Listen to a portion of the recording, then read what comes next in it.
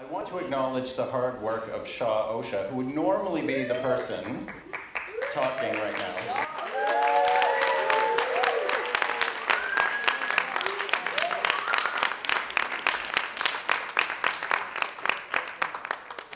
Shah is responsible for bringing, in large part, Shah is responsible for bringing Thierry de Duve here for the last 3 weeks, and I think it's really important to have a public acknowledgement of all the hard work that she went through to bring him here, as well as the hard work of Nancy Murray, our hiring dean, in order to make it happen. So thank you to Shah and to Nancy for all of it.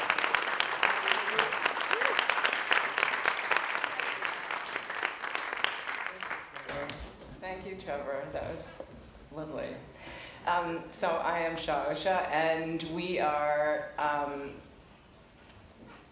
lucky to have, this is the final public presentation that Thierry will be giving us. He's been here as the Evans Chair, for those of you who don't know, for 3 weeks, and we have 2 programs, It's About Time and Structures that have had the luxury of his generosity and attention for those 3 weeks. We've had an amazing schedule of lectures and talks and seminars with him, and it's just been a treat for all of us. So and he's been also giving a couple of public lectures.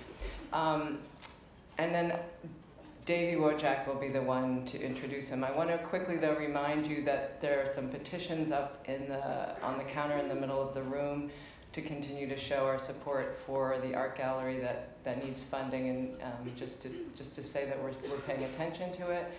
And then week 6, we have Alison Cobb here for the art lecture, so that'll be the upcoming lecture. Davey is a student in Structures and Strictures. He's I guess a quintessential Evergreen student who took a pause before coming back to school and has taken full advantage of the curriculum that we offer here, and he's a delight to work with. So Davey, you introduce Thierry.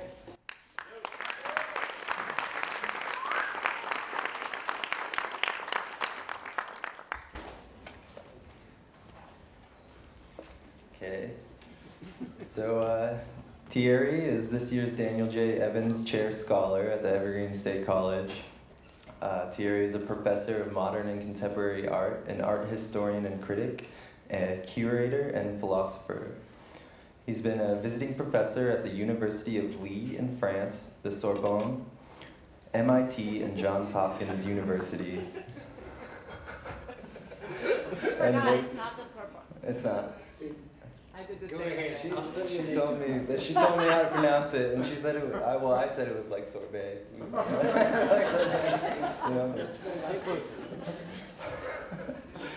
All right, and he was a fellow at the Center for Advanced Study of the Visual Arts at the National Gallery in Washington, D.C. He's published several books on contemporary and modern art theory and history, as well as curating the book, Look, 100 Years of Contemporary Art. He is a semi-regular contributor to several academic journals, including Art Forum, Critical Inquiry, and October Magazine. Thierry's been working closely with my program, Structures and Strictures, as well as the program It's About Time. We began focusing on a series of articles written by Thierry and published in Art Forum.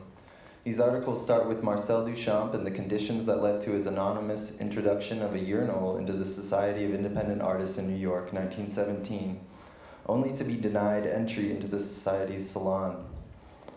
From here we moved on to a reinterpreted history of the avant-garde accompanied by a new theory of modern art and art in general.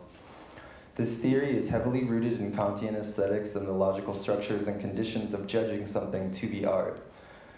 I imagine we'll hear a little of this today. Let's see. Thierry's been working with us for the past week and a half. He's participated in our seminars and provided us with daily lectures. On some days too.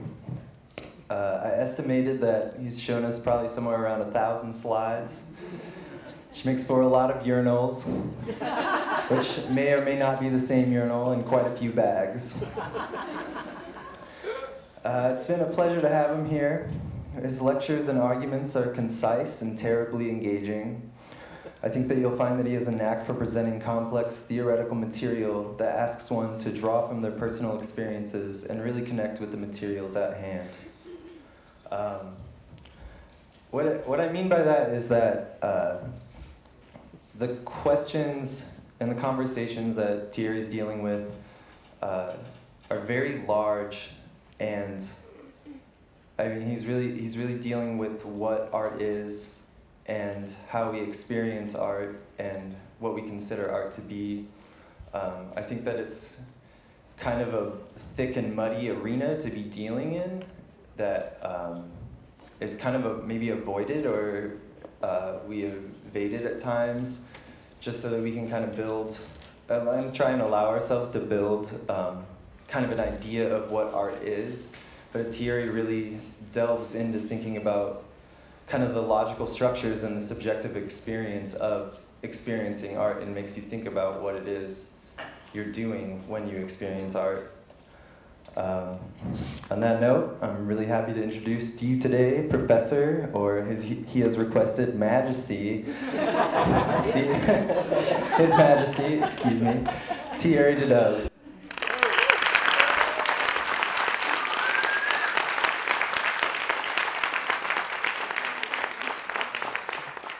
Thank you so much. That was a very nice introduction. I was very moved by the personal things that you said about me and how adequately you summarized my endeavor. It's really wonderful. The only thing is, of course, that as usual, I was credited for having taught at the Sorbonne, not the Sorbet, the Sorbonne, which is not true. But it's a piece of information that floats on the internet, and then it gets compounded. So maybe when I die, I will have taught at the Sorbonne, just because there will be no living proof of the contrary anymore. All right. One word of introduction, if I may. Do we have enough time? Yes.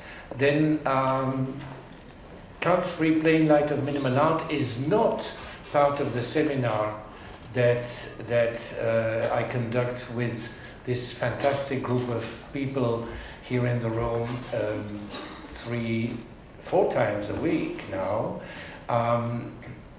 It is more on the philosophical side. What I'm doing with you is more on the historical side of the endeavor. But since you must be slightly familiar with my approach by now, the Kant, which I call the Kant after Duchamp approach, which is a very simple way of rereading Kant's third critique, the critique of judgment. My approach rests on two convictions. One is that Kant got it right when it comes to defining what an aesthetic judgment is, what it does to us, what it means to humanity at large.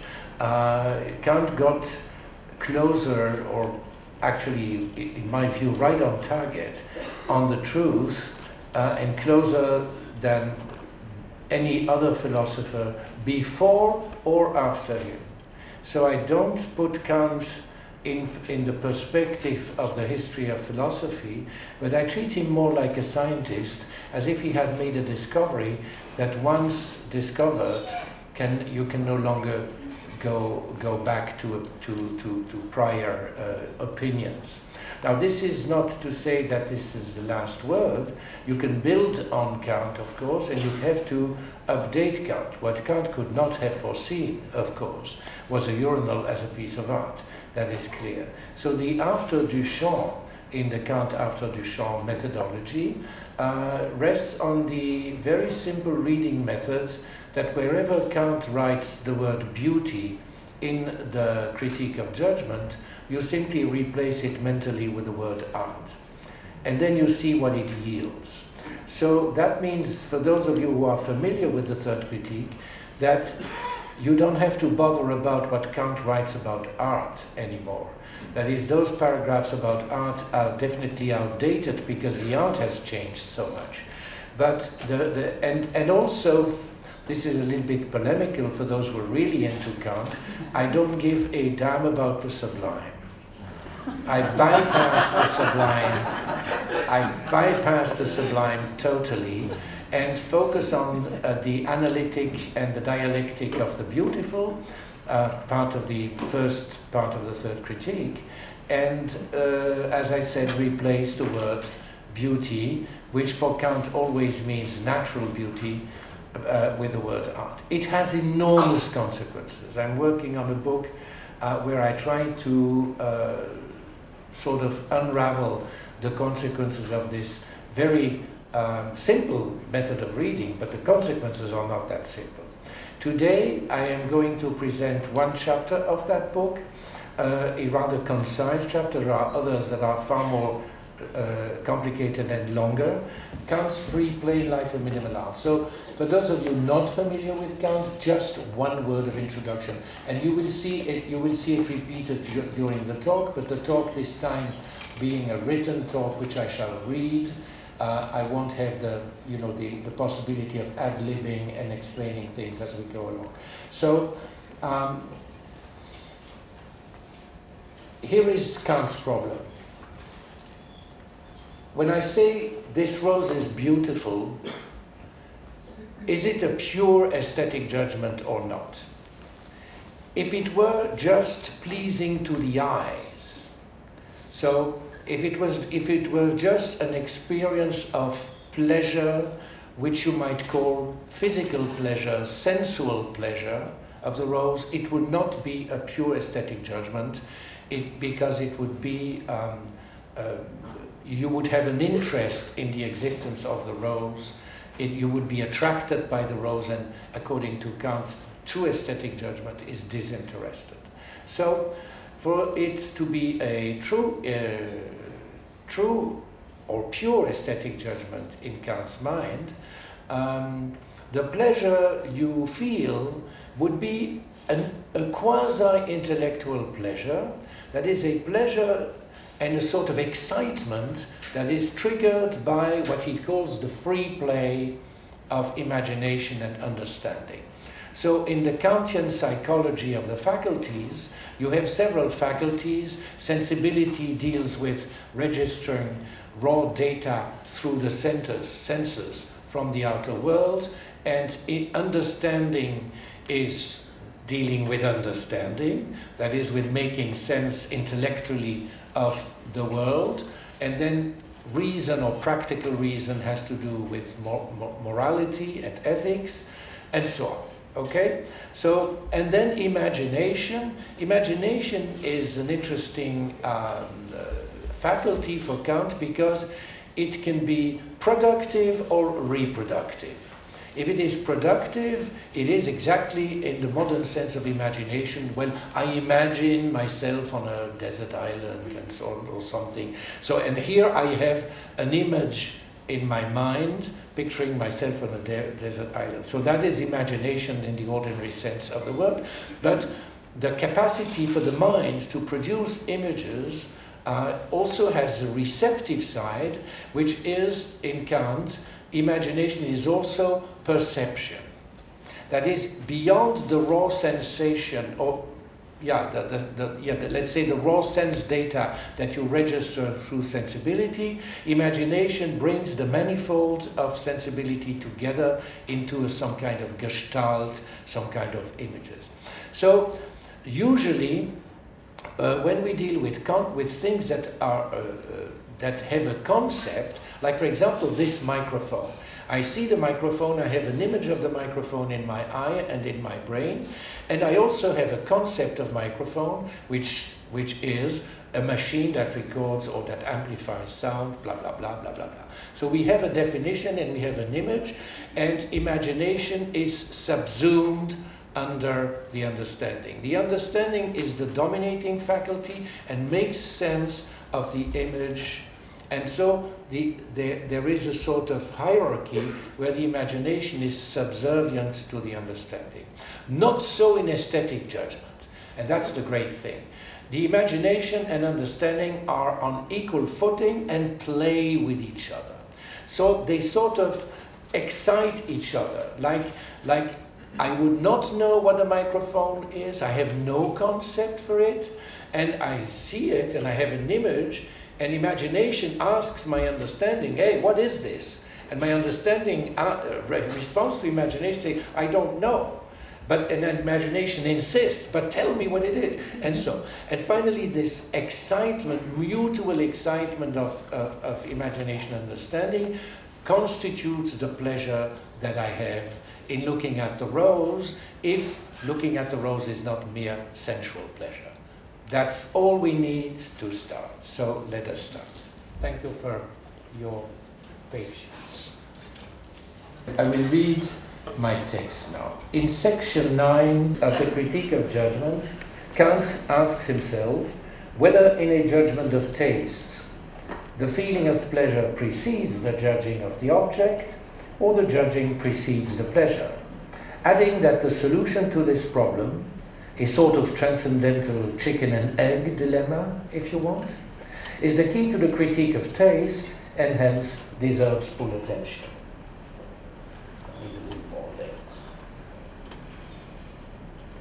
Yet, though he seems to offer a clear-cut solution, the judging precedes the pleasure, actually he doesn't solve the problem at all. He begins by ruling out the idea that the pleasure comes first, on the ground that this would betray an interest in the object, thereby ruining the legitimacy of that kind of pleasure's claim to go beyond mere agreeableness in sensation and be grounded in its own universal shareability. More about that tomorrow if you come to the class. And he merely states over and over again, and without making it clear, whether this is a requirement of theory or something akin to a moral obligation, that the pleasure in question must be of a different kind, one that accompanies the mental state that we experience in the free play between our imagination and our understanding, insofar as they harmonize with each other as required for cognition in general. I'm quoting here. I have no intention of embarking here on a close reading of what may be one of the most obscure and frustrating passages in the third critique. Let me simply jump on the ambiguity of the following sentence. Now, this merely subjective, aesthetic judging of the object precedes the pleasure in it and is the ground of this pleasure in the harmony of the faculties of cognition. To notice that the initial chicken and egg dilemma now seems to have been transformed into the problem of distinguishing between the pleasure in the object and the pleasure in the harmony of the faculties of cognition. It can be argued empirically that pleasure is pleasure, and that I have no way of telling apart the pleasure that I take from looking at the object and the pleasure that I feel from sensing in myself some harmony or free play between my imagination and my understanding. Obviously, Kant at once conflates and distinguishes them because the solution of the riddle requires that the ground for the aesthetic judgment be universal, and not because he feels in himself two different kinds of pleasure when he judges aesthetically. He does not proceed from his own experience, but from his reflective activity as a transcendental philosopher. And yet, a page or so into the paragraph that supposedly holds the key to the critique of taste, Kant postpones discussion of the transcendental question and, meanwhile, asks an utter empirical one, namely, how we become conscious in a judgment of taste of a reciprocal subjective harmony between the cognitive powers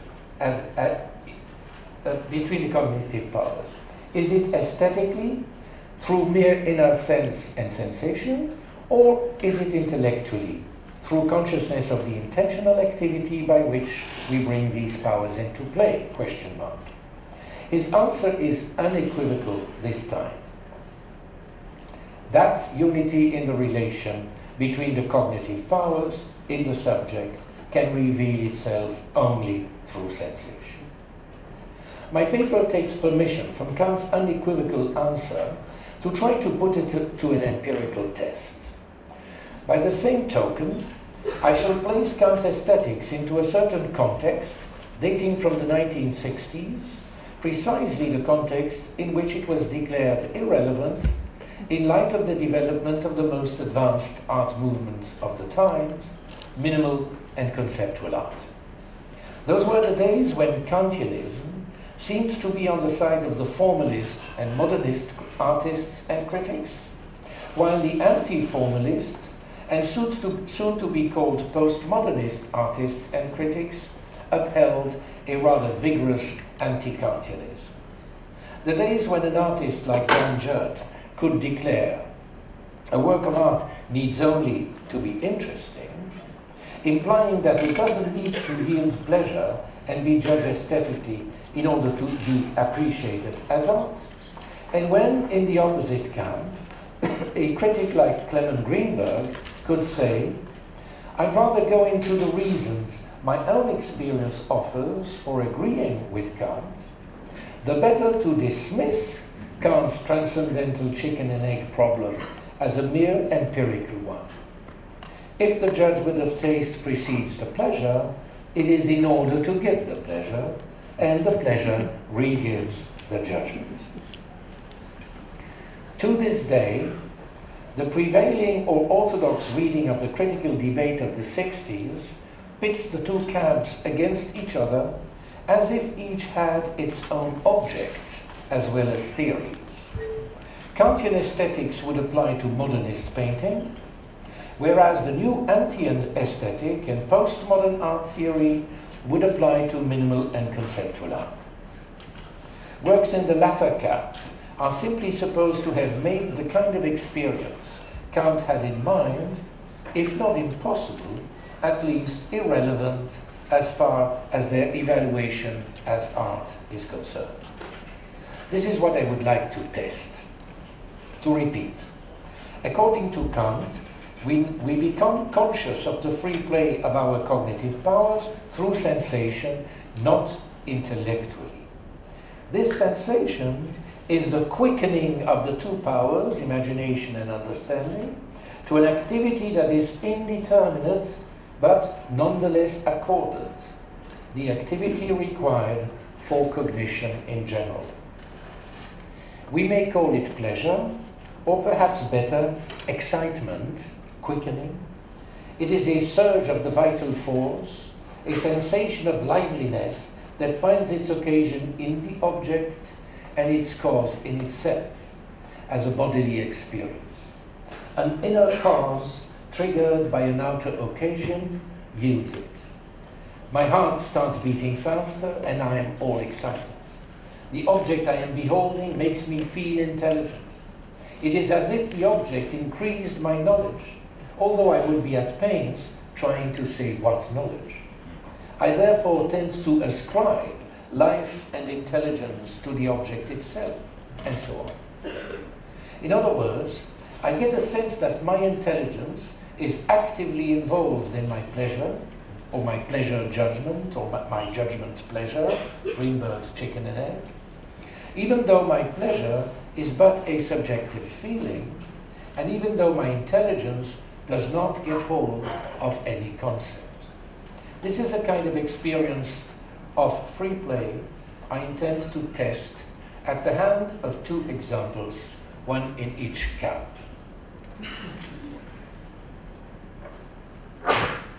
My modernist example is the perhaps mythical anecdote of Kandinsky entering his studio sometimes around 1910 and discovering in the dim light of the evening one of his own figurative canvases on his side.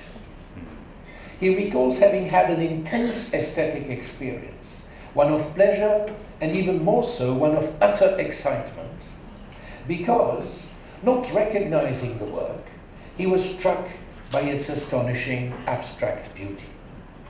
The experience, he wrote in retrospect, triggered his switch to non-figurative painting. For a fleeting moment, Kandinsky, stunned by the beauty of the canvas, does not understand that it is one of his own works. The canvas standing on its side, he does not recognize the landscape in it.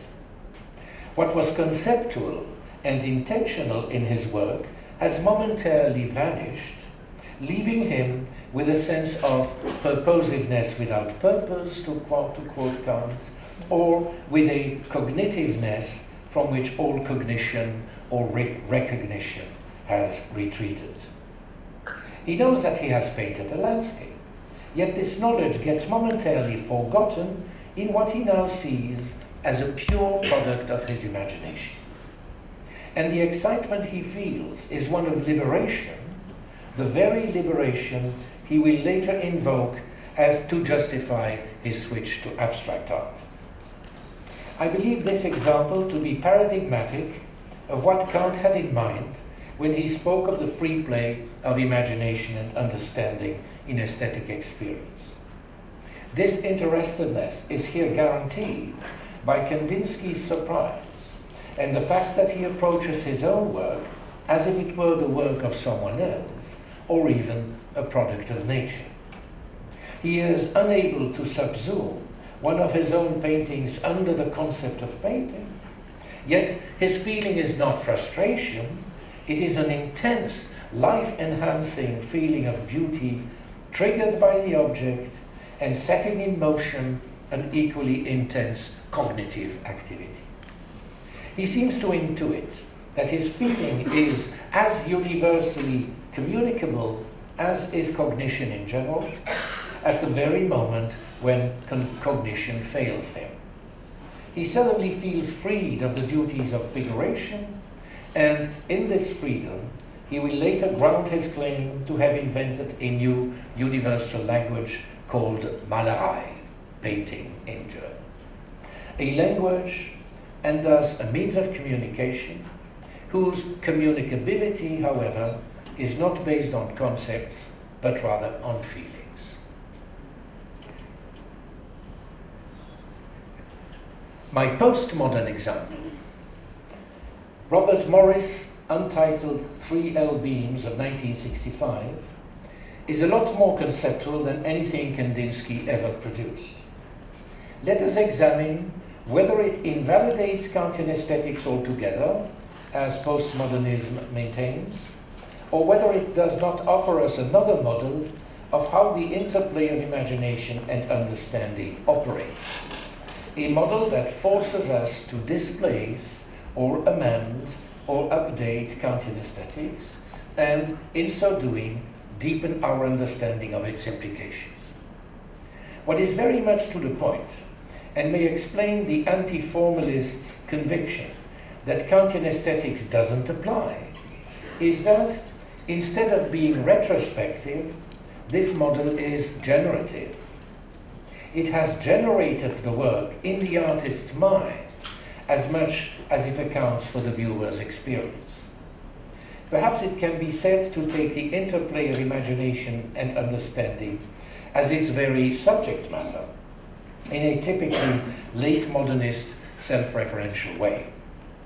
Imagination, one might say, is not the right word when it comes to the early work of Robert Morris, an artist who, like his other fellow minimalists, favored banal, unimaginative geometric shapes, gestalts about which all the information is exhausted at a glance. But, unlike some of the conceptual art that would follow, Morris's minimalist piece needs to be seen, perceived, experienced in real time and space. They even emphasize the reality of or literalness of this time and space, presenting, as it were, time as duration and space as a function of gravity. In Kantian terms, imagination is precisely the faculty of presentation. It can be productive or reproductive, invent or simply register a representation.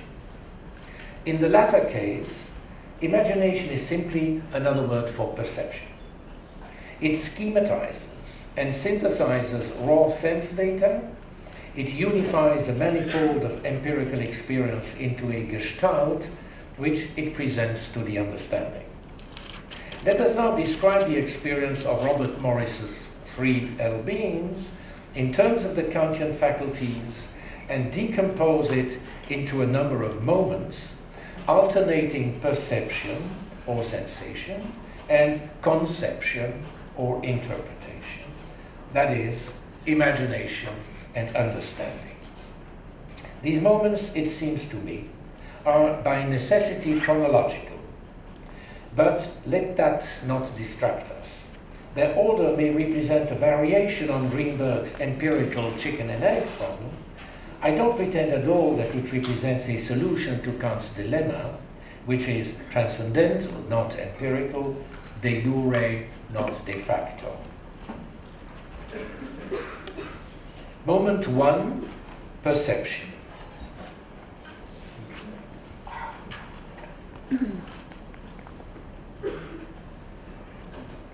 One, perception. We are looking at the piece. Without further ado, taking it in at a glance. The faculty involved is imagination. What the experience yields is a feeling or a sensation of variety, difference, and discontinuity. If it were expressed by way of language, it doesn't need to, it would be through a sentence like this one. Oh, it's striking how these three volumes look and feel different.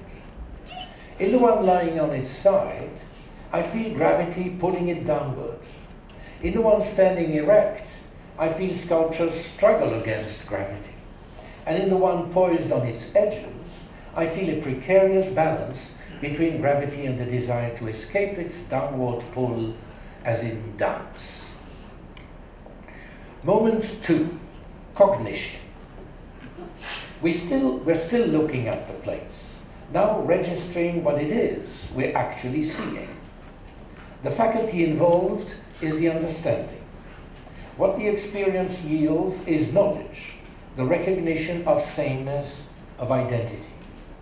That recognition is empirical and conceptual, since it subsumes three different perceptions or images under one and the same concept, namely this L-shaped form.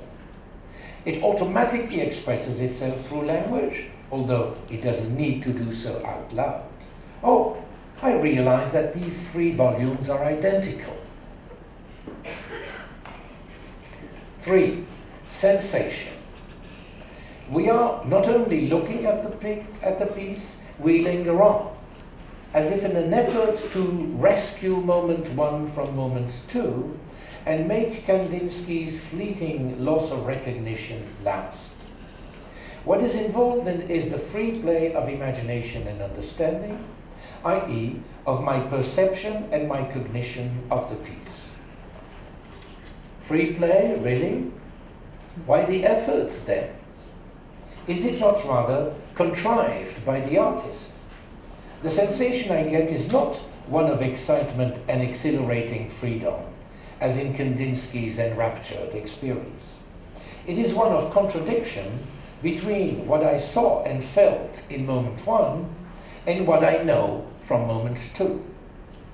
If it were uttered in language, it doesn't need to, it would express itself with a sentence such as, oh, my perception and my cognition of the piece do not coincide.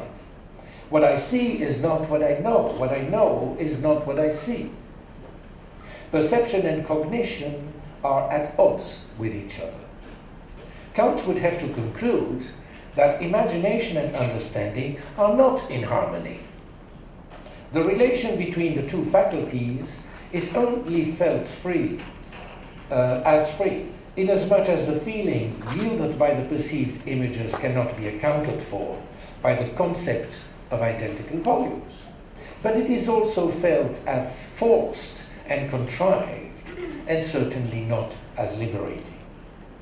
The feeling to be gotten from this free, yet contrived interplay is a slight discontent or irritation rather than sheer pleasure.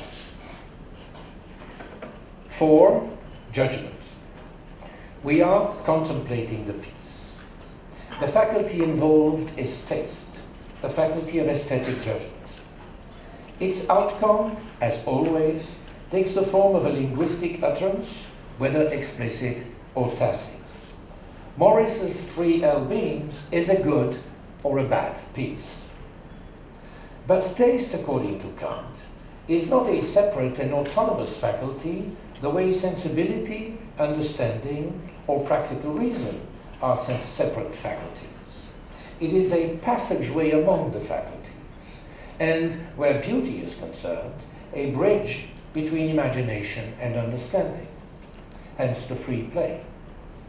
Taste is a faculty of feeling this free play and of reflecting on it so as to conceive of this very feeling as a sign of its own universal shareability.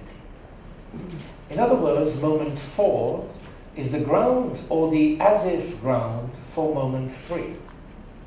It precedes, or to stay closer to Kant in section 9, it must precede moment 3, not temporally, but transcendentally. Also it would, if the sensation gained from moment 3 had been free play. But in this case, it wasn't. Instead of harmony between the cognitive powers, moment 3 yielded disharmony and conflict. What then with moment 4? There are two, and apparently only two possibilities at this point. The first is to stay within the confines of a strict application of Kantian aesthetics and to declare Morris's piece bad, meaning ugly, because it doesn't satisfy the so-called criterion of harmony.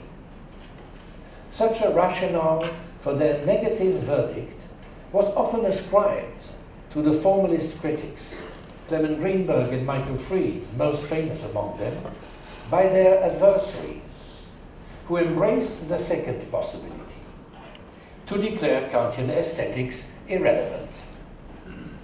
Taste simply doesn't apply where the artist has deliberately broken with Kandinsky's modernism by making the latter's after-the-fact model into a generative one. Aesthetic judgment has lost its grasp on the work where the artist has taken the interplay of imagination and understanding as the self-referential subject matter of the piece. If you insisted on judging it aesthetically, you would have to admit that Morris's piece is at best a parody of Kandinsky's Epiphany. Better shunt moment 4 and jump to moment 5. 5, interpretation. We may or we may not be looking at the piece. The faculty involved is understanding. What the experience yields is nothing, for this moment is not concerned with the experience any longer. It is concerned with reflecting on the experience, on the experiencers, from moments 1 and 2, and their non-coincidence, that is to say, on the sensation or feeling of discontent and contrivance experienced in moment 3. This can be done in the absence of the work, yet to have experienced the work is a prerequisite. Interpretation must express itself through language, although again, it doesn't need to do so out loud. The sentence it would use is the same as in moment 3. My perception and my cognition of the piece do not coincide. But this sentence would not express a feeling this time. It would reflect on this feeling and interpret it self-referentially so as to conclude, this is what the work is about. Expressed in terms that emphasize difference, contradiction, and negation, the work's aboutness or subject matter constitutes whatever knowledge of the work we have gained throughout the whole process, through the whole. Moment 5 is equally accessible to a formalist critic as it is to his anti-formalist opponent. Both might even come up with the same interpretation of Morris's piece, their divergence in appreciation notwithstanding. What matters for the time being is that the anti-formalist bypasses moment 4, aesthetic judgment, and is interested in developing a discourse on the meaning of the piece that is not at all concerned anymore with aesthetic quality. Appreciation follows implicitly from the discourse's level of interest. But this is not the last word of the formalist/anti-formalist quarrel. Part of the difficulty of assessing both positions properly having to do with the fact that it is essential to the anti-formalist or postmodernist discourse to include a representation of the discourse of its adversaries acting as a foil. Since Greenberg and Fried notoriously rejected minimum art, it is assumed by their critics that they would declare Morris's piece bad, meaning ugly, because it doesn't satisfy the so-called criterion of harmony or free play. This, or a similar judgment, is ascribed to them, moreover, in the order that Kantian aesthetics indeed assumes, from moment 3 to moment 4, at which stage they are reproached for not taking into account the meaning of the piece obtained in moment 5, and for missing the point of postmodernism altogether. Whether this is a fair representation of the formalist position remains to be seen. I guess it has by now become clear that I myself set out to speak in defense, if not of formalism as such, whatever that means, at least of the continued validity of Kantian aesthetics. The toughest, and therefore the best, place where to test this validity is in the interpretive discourse of its detractors. Lest I too be accused of constructing a representation of my opponent acting as a foil, I shall have recourse to an actual reading of Robert Morris's 3L beams by one of the major proponents of the anti-formalist or postmodernist discourse.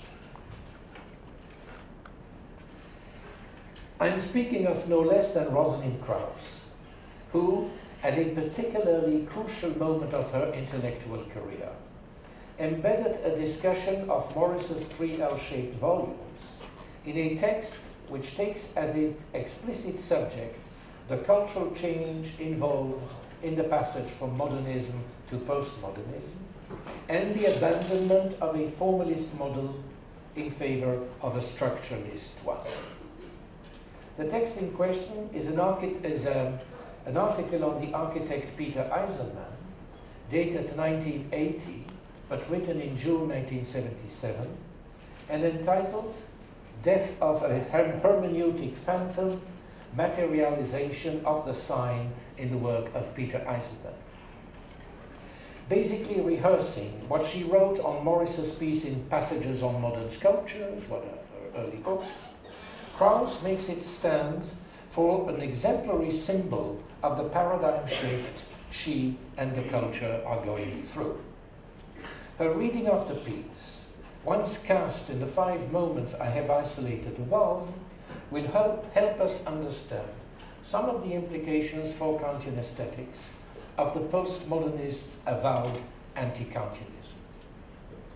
First, Krauss presents what she says is the standard analysis of this work, to be found in Marcia Tucker's book on Robert Morris. This is, given the fact that one of the L's is upended, the second is lying on its side, and the third is poised on its 2 ends, this analysis, the classic one, the standard, proposes that the meaning of the work addresses the way the viewer can mentally correlate the 3 forms, seeing each as a physical instance of a single master ideal.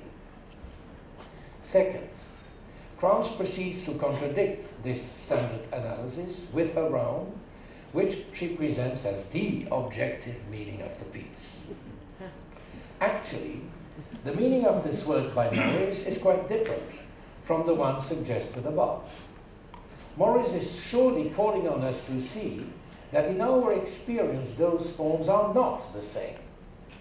for their placement visually alters each of the forms, thickening the lower element of the up-ended unit, or bowing the sides of the one poised on its ends. Thus, no matter how clearly we might understand that the three L's are identical in structure and dimension, it is impossible to see them as the same. Therefore, Morris seems to be saying, the facts of the objects similarly belong to a logic that exists prior to experience, because in the moment of experience, or inexperience, the L's defeat this logic and are different. Different in quotation marks. Third, Krauss offers her own reading of the contradictions between logic and experience. The text continues. Their sameness belongs only to an ideal structure, an inner being that we cannot see. Their difference belongs to their exterior, to the point at which they surface into the public world of our experience. This difference is their structural meaning. And finally, Krauss theorizes this difference as an embodiment of the passage from modernism to postmodernism, and aligns the latter with an attack on Kant. It is because of this fact that one would want to place this work of Morris within a postmodernist tradition. Because what this culture is rejecting is the notion of the perceiver as the privileged subject who confers significance on reality by recourse to a set of ideal meanings of which he is himself the generator. It refuses, that is, to allow the work to appear as the manifestation of a transcendental object in some kind of reciprocal relationship to its viewer/reader, understood as a transcendental ego or subject. Now, let us recast this text into the 5 moments which I have outlined above. When Krauss dismisses the standard analysis prompted by Marcia Tucker, it is as if she reproached Tucker for staying with moment 2 or conflating moments 2 and moment 5 into a single and single-minded interpretive moment. Krauss, by contrast, sees the necessity of a plurality of moments in the experience and interpretation of the piece, and adequately starts from moment 1. She beautifully describes her experience in phenomenological terms as an optical illusion of sorts. The surprise effect of the piece and her own feeling of having been jolted out of her expectations belong to the subtext of her comments. Then, very symptomatically, she jumps over moment 2, and though it is there by implication in what appears to be an account of moment 3, she denies its empirical reality. Thus, no matter how clearly we might understand that the 3 L's are identical, it is impossible to see them as the same. This is a startling assertion, for she must have seen that they were the same. Even if the optical illusion generated by the beams had been so strong that she had had to measure them in order to verify their sameness, it would still have been through an empirical experience, and she would have gained cognitive access to what she calls a logic, that she would have gained cognitive access to what she calls a logic that exists prior to experience. Her shunting of moment 2, empirical knowledge, is the pretext she needs for her shunning of moment 4, aesthetic judgment. Nowhere does she state an opinion as to whether the piece is good or successful as art. Only by implication do we surmise that, since it gave her so much food for thought, it must be a good piece. As if the appreciation of Morris's art exhausted itself in the overtly anti-Kantian meaning she ascribes the piece, she conflates moment 3 and 5. Indeed, she reads moment 3, Kant's moment of free play between imagination and understanding, and our moment of contrived interplay between perception and cognition, as if it pits the phenomenological difference sensed in experience against das Ding an sich, in her terms, a transcendental object on which the perceiver, as a transcendental ego or subject, confers significance by recourse to a set of ideal meanings of which he himself is the generator. Kant is not mentioned by name, but all the buzzwords of pop Kantianism are there. Krauss's Kant is a caricature of Kant, a Kant who has not gone beyond the first critique and acts as a foil for her own position. And yet, Krauss's phrasing, meanings of which he, the subject, is himself the generator, symptomatically points at a real problem 3L beings by Robert Morris poses to Kantian aesthetics. Let us recall that when Kant asked how we become conscious in a judgment of taste of a reciprocal subjective harmony between the cognitive powers, is it aesthetically through mere inner sense or sensation, or is it intellectually through consciousness of the intentional activity by which we bring these powers into play? His answer had been unequivocally through sensation. In the case of Morris's piece, this spells out only half the truth. The truth contained in our sensation from moment 3. The other half is, to paraphrase Kant, that we become conscious of a reciprocal subjective disharmony between the cognitive powers through consciousness of the intentional activity by which the artist brought these powers into play. Krauss is wrong in claiming that the sameness of the 3L beings, quote, belongs to a logic that exists prior to experience, end of quote, understood as a transcendental logic. But she would be right if she had meant a logic that exists prior to our experience as viewers, for the simple reason that our experience was planned by the artist, and that one feels it. The sense of contrivance attached to the felt conflict of the faculties in moment 3 is the result of Morris's intention. As I said, Morris made Kandinsky's retrospective model into a generative one. Therein, and not in the dismissal of Kantian aesthetics, lies the alleged break with tradition that makes Krauss speak of postmodernism. What minimal art has done to the early modernism of someone like Kandinsky is that it forbids the innocent viewer who judges Morris's piece aesthetically by proceeding from moment 3 to moment 4. Krauss has perhaps good reasons to avoid judging aesthetically, for though I'm sure she would gladly admit that the L-beams are a parody of Kandinsky's Epiphany, I'm not sure if she wouldn't fear to see the parody backfire as boring didacticism. Just imagine Kandinsky performing it himself. What kind of free play would you experience if Kandinsky had made an installation piece reproducing the famous liberating canvas 3 times over, and had showed it once upright hanging on the wall, once lying flat on the floor, and once leaning on its side, prompted between wall and floor? Clement Greenberg had a word for art that elicits that kind of contrived free play. He called it concocted art.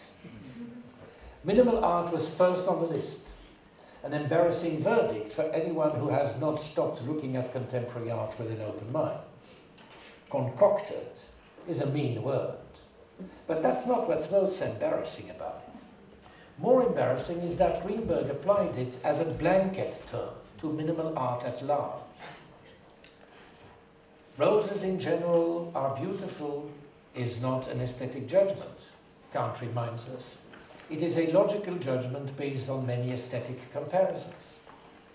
I try not to allow myself such generalizations, least of all when recent art is concerned. But I cannot end my paper without having told you what I thought of 3 L Beams by Robert Morris. My verdict is that it is a very interesting piece, interesting in Don Judd's sense, and that this is its limit. It is too didactic a work. It has no secret. It explains itself away. In other words, it exhausts itself in moment 5, interpretation. Moment 4, judgment, is either redundant or beside the point. The strategy employed by Morris to make 3 identical volumes feel different and is far less elegant and far less effective in its aesthetic outcome than, say, Rodin's strategy in the 3 shades topping his gates of hell. A work that is also composed of 3 identical sculptures, arranged in such a way that they look and feel different, and manage to sustain that feeling no matter how long you look at them and how well you know that they are actually identical. Facing 3 L beams, by contrast, it is hard to sustain the feeling gotten from moment 1, once moment 2 is reached, which is why moment 3 is short-lived and quickly gives way to moment 5, which is why the work is didactic, which is why it doesn't quite succeed as art. My judgment, I realize, has a formless ring to it. Michael Fried might have uttered it with virtually the same explanation. It is thus all the more vulnerable to the counter-argument of the anti-formalists. Now they might say, aren't you unwittingly playing into the hands of Rosalind Krauss when claiming that moment 4 is either redundant or beside the point? Aren't you admitting that minimal art, and Morris's piece in particular, have made aesthetic judgment irrelevant? What are you doing then? Are you mourning the innocent viewer? Are you, like Michael Fried, regretting the presentness and grace, this is a quote, of truly modernist sculpture? And are you not, on this basis, rejecting minimalism wholesale because it forbids you to proceed innocently from moment 3 to moment 4, that is, from the pleasure in the harmony of your cognitive powers to the judgment which presupposes the same harmony in all viewers? How can you be so nostalgic of harmonious Apollonian art after all you have said about disharmony, conflict and contradiction in your account of moment 3? Are you naive or perverse?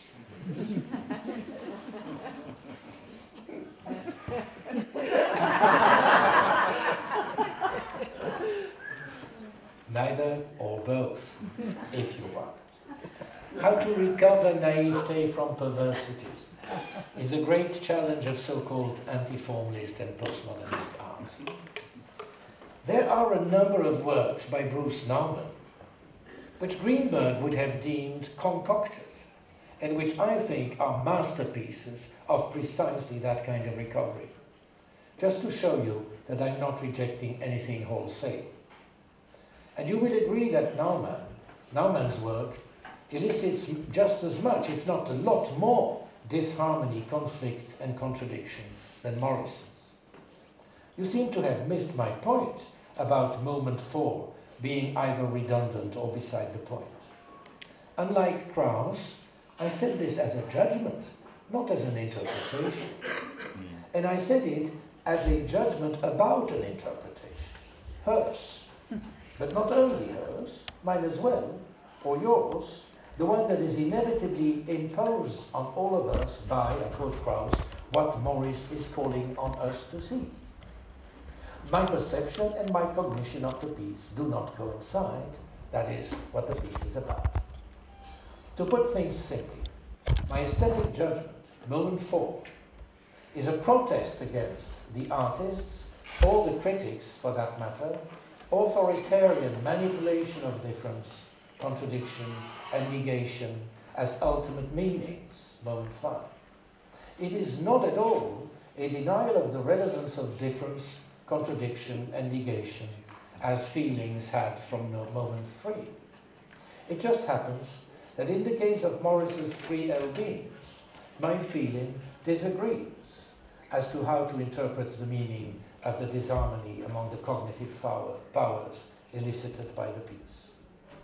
A lot remains to be said about this feeling before the disharmony in question gets positively integrated by Kantian aesthetics, which is, I believe, the real challenge art since minimalism poses to theory. Meanwhile, one thing should be clear. The formalist straw man constructed by the anti-formalists and postmodernists is a chimera. Aesthetic judgment does not simply proceed from moment 3 to moment 4. Moment 4 includes moment 5 and pertains to it. It drags it along and is posterior to it. Today's sophisticated art lover has learned to deal with a multi-layered experience of art, where judgment is not the outcome of one single epiphany, but rather alternates feelings about meanings and meanings about feelings, and this as many times as there are layers of self-referentiality in the work. But feeling always has the last word. Such a feeling is aesthetic, which means that it is no more than a feeling, arrived at involuntarily, but also that for this feeling, as you will see tomorrow, I claim universal validity. I don't have to account for that. Please judge for yourselves. Thank you.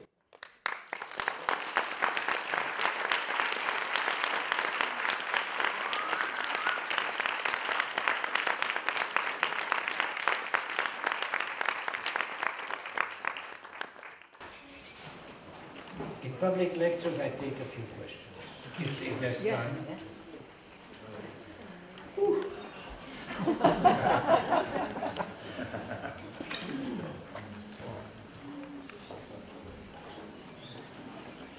You are quick, and I know you have not one question, but a million. Go ahead. I know, I have a problem with questions. Okay, so when you talk about the moments, and yesterday we talked about fragments of time, is it possible as the viewer to jump from moment 1 to 5, or go backwards from 5 to 1, or take longer than just staring at the object and then going home or going throughout their day and like delving into those thoughts? Sure, but I still believe, I mean, it can be argued that moment 2 precedes moment 1. You know, it's very difficult because by the time I started reading moment 1, moment 2, etc., the image had been long enough on the screen for you to realize that the 3 volumes were identical.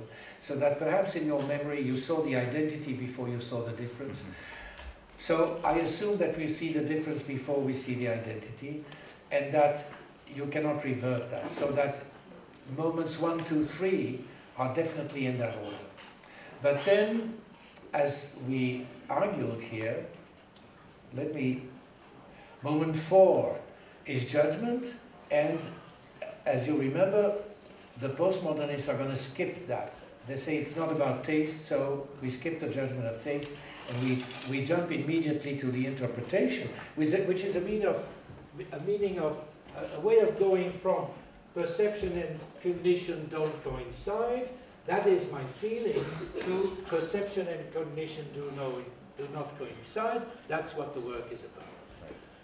And then what you said about going home, coming back, etc., that is of course something else, because that implies a renewal of the experience. That is, you're going home, and then the next day, let us say, you go back to the exhibition and ask yourself once again, what did I see here? All right. As far as I'm concerned, the piece has exhausted its possibilities too fast. That is why I call it a didactic work. Yes, please. I'm curious about our experience with disharmony and contradiction. If in some way this can perhaps transcend itself into a new formation of harmony. If we harmonize this contradiction with other contradictions and with other disharmonies and create this new harmonious experience for ourselves out of these these feelings or these experiences. And how would you do that? That's the question, maybe. I don't know. It seems that it happens that I get that to achieve pleasure from disharmony seems counterintuitive and seems that it must somehow, in my understanding, my perception of it, that I'm harmonizing it somehow. I'm creating. I think you're right. I think we do it all the time. Right. But it's a little bit the same answer as to this young lady's question, namely that I believe that we have several aesthetic experiences that are concatenated here, and that it is not one and the same. So that's one of the reasons I'm not, I mean, there are so many reasons why I don't go by the sublime. I'm not going to, I don't want to start a debate about that. We can have it privately. But the sublime is precisely that. The sublime is precisely that in the end you derive pleasure from an experience of delight and terror, mixed, as Burke would say, or experience of attraction and repulsion. I apologize for bringing the sublime in. No, that's, it's fine. Thank and you. I have nothing against the sublime. Well, I do have things. I do too, it's fine. Yes. Yes, you, yeah, I saw your hand, so. Hi, I'm really interested in your discussion of the recovery of naivety. Of the what? Naivety? Naivete. Naivety. Oh, naivete, okay, yes. From perversity, and I was wondering if pleasure plays a role in that, and what that would be. It probably plays a role. The question was about recovering naivete from perversity, or from cynicism, you might say. Yes, pleasure, but certainly allowing yourself pleasure plays a role in that. There's a certain puritanism in post-conceptual art and art criticism that forbids pleasure, so that one way of doing that recovery would be to allow yourself pleasure. Yeah. Let's give the. There are 1 and 2. I know you sort of like I won't talk about the sublime, but like, what are your thoughts on integrating this model into the stupidity system? Into stupidity, J'ai pas compris. Oh, is that? It's the Untitled Chapter on stuplimities. Okay. Never mind. I can't explain that right now, so I'll Oh my God! Yeah, the sub.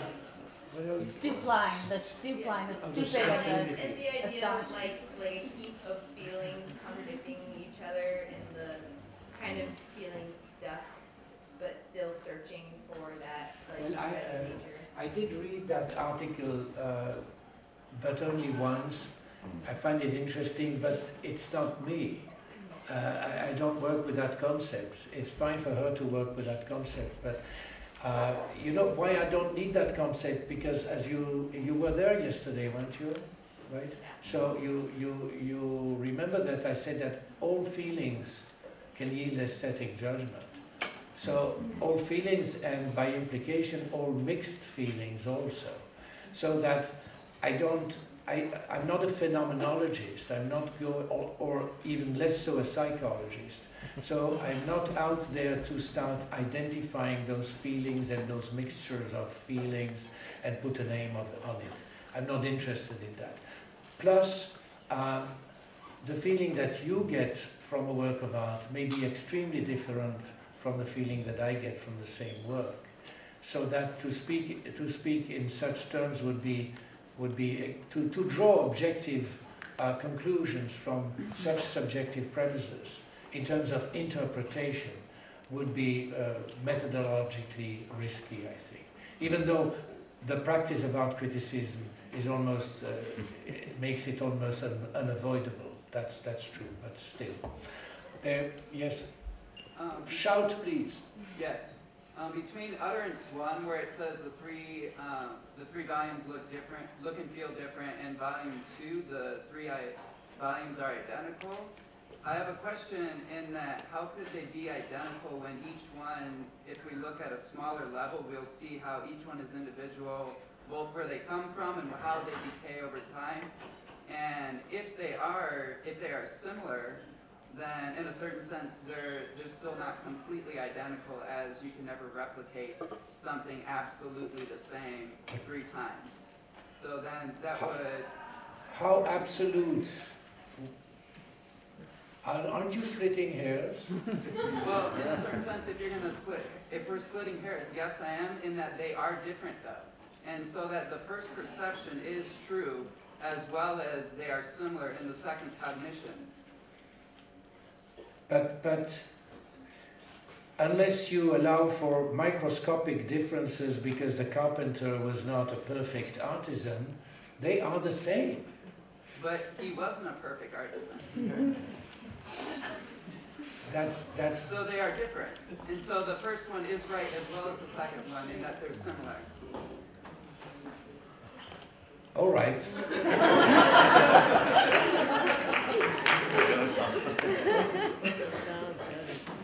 That's the actual experience, not the theory of the experience. Well, you got quite an eye, man.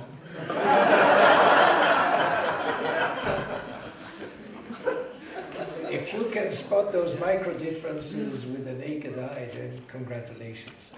For the rest of us, they look similar enough to be called the same. One or two of you, I don't know who. Do you have any comments on what art can do versus what art is? And I'm thinking in terms of art as social practice and art as thinking on terms of environmental justice and social justice. What art can do? Art can do? That's a huge question. A huge question. Tomorrow I will argue in the end that we have art in order to testify to the necessity of postulating that we're capable of living in peace. Wow. I'm not going to comment on this. This will be, please come tomorrow. And what does that have with art as social practice? Art as social practice is really not my cup of tea. Social practice as social practice is my cup of tea. And art is symbolically, can say a lot about the state of the world, including politically. What it can do politically is very little, very little.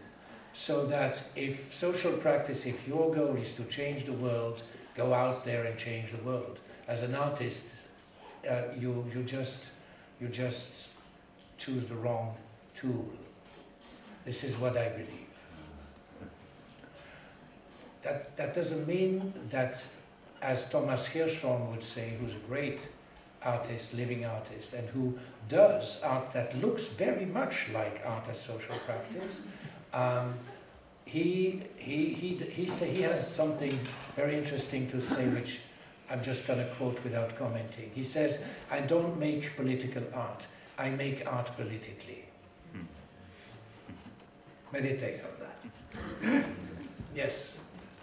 When you talk about the facts of objects only being true before the experience, as in the 3 L's, and you were talking about how they are the same, visibly, but the way they're placed makes them slightly different, like, right.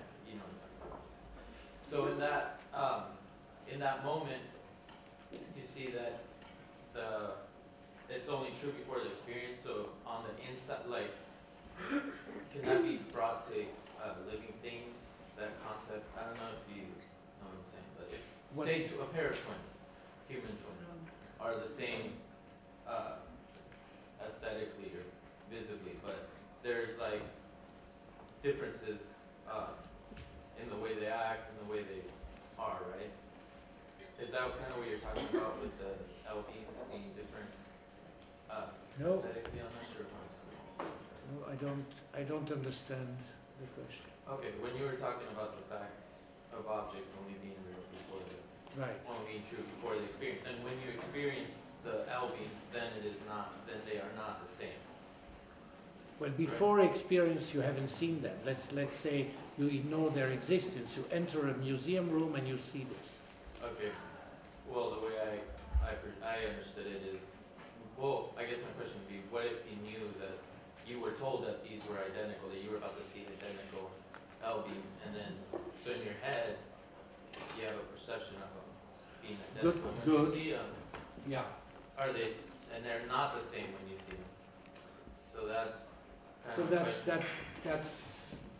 that's fine. That's fine. That happened to me. That happened to me because I had read Rosalind's Sproul's article before I ever got a chance to see these things. So I knew they were identical, and I knew I was supposed to see them as non-identical. So whether I could be the naive, innocent viewer, it was already too late. I had to try to forget what I read.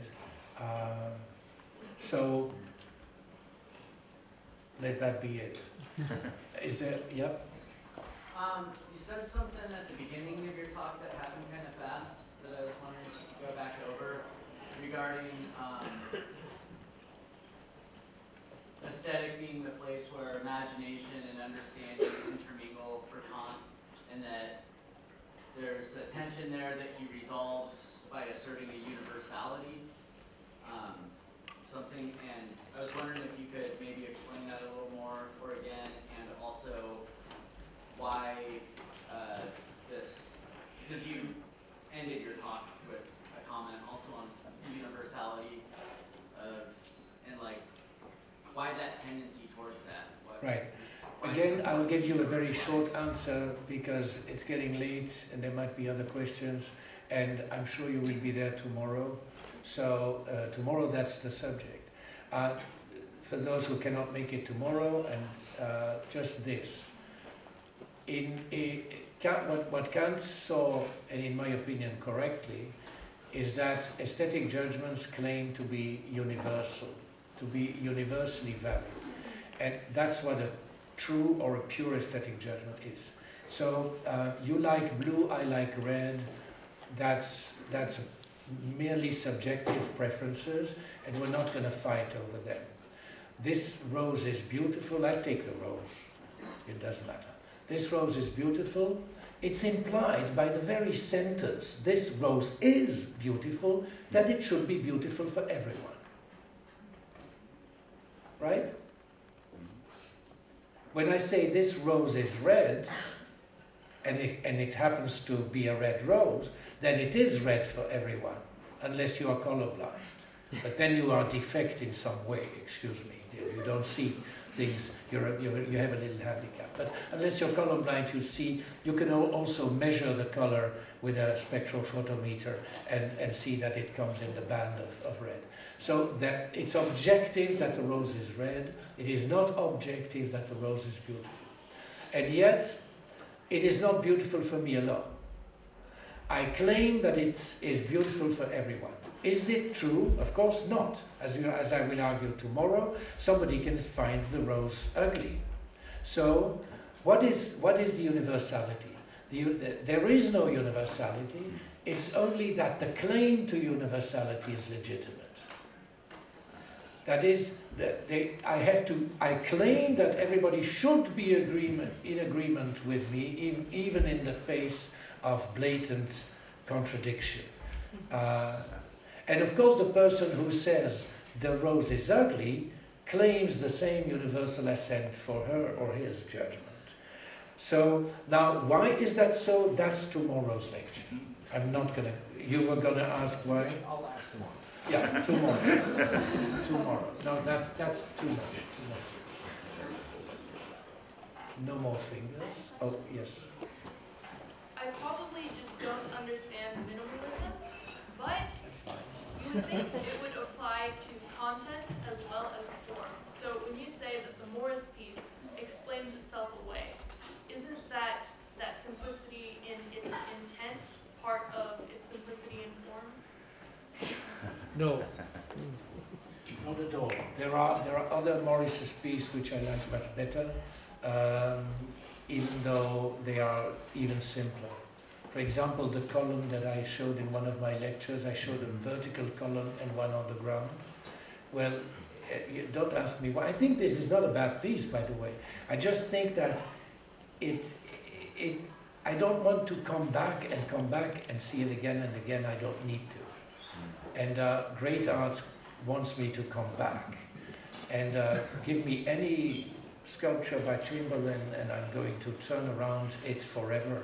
But this, no. But I don't have to account for that. As I said, judge by yourself. Now, this is a photograph. You cannot judge on the basis of a photograph. But I wish you can see. I wish you will be able someday to see a major exhibition of minimal art, and then you will make your opinion, and you will see subtle differences between a box by Sol LeWitt, a box by Don Judd, a box by Robert Morris. Or else, you may also, this is your freedom, exit the room in exasperation and say, wow, what are all these boxes? It's your freedom. Well, yeah. Would you give a short comment on how social relationships would connect with this methodology? In, like, for example, such as in the social practice, how you might see that fitting in as like part of the purpose of what the artist is planning? If I understand the question, it will be no. and if I didn't understand, and probably I didn't understand the question, then I will bounce it back to you. And why do you talk of social relationships in connection to this? Because I see a lack of it. Oh, well then that is your legitimate judgment. I do see social relationships though. If I accept to anthropomorphize the three pieces, one is sleeping, one is erect, and the other is dancing. Why not? Actually, that's what Michael Fried disliked about minimal art. He said it's too anthropomorphic, which is kind of strange, right? Because we have sculpture that is anthropomorphic for millennia, and then an artist comes with boxes, and the critic says it's too anthropomorphic. Isn't that crazy? I think we should stop here. Thank you very much.